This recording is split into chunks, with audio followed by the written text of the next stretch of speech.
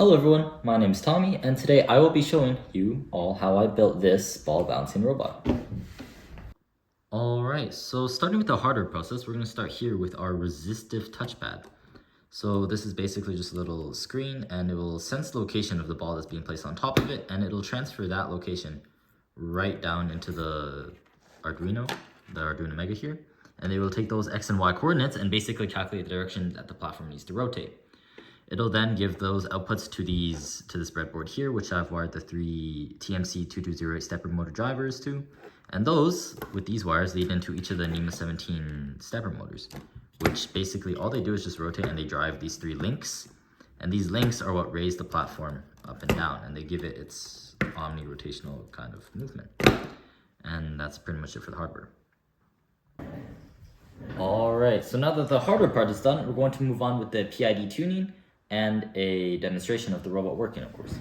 So let's get started and turn on the robot. And the first thing you'll notice is that the PID values are actually not yet tuned properly. So what that means is that the robot will simply not function properly. So you can see that if we put the ball right onto the platform, it will instead do something like this. Dump the ball right off. Now, what's going on is that the proportional and the integral values of this current tuning is actually too high, meaning that the robot will use too much aggression when it's trying to rotate the ball back into its proper orientation, which is the center. So that means it will instead just overshoot and send the ball flying. So to solve that, we actually need to tune the values properly. So I already tuned the values ahead of time, and what I did, I lowered the proportional and the integral values. So that means that the platform will tilt with less aggression. And additionally, what you could do in a typical system is increase the derivative value to offset the first two. However, for this specific system, there was a lot of noise in the positions, meaning that increase in the derivative would actually make it more unstable, as it would be amplifying the error. So I actually lowered the derivative as well. And you can see that after that's done, we have a fully functioning ball bouncing robot. Never mind. And after we tune the values to be correct, you can see that now we have a fully functioning ball bouncing robot.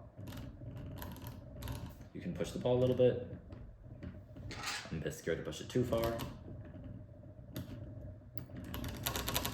But it will semi-reliably get the ball right back to the center.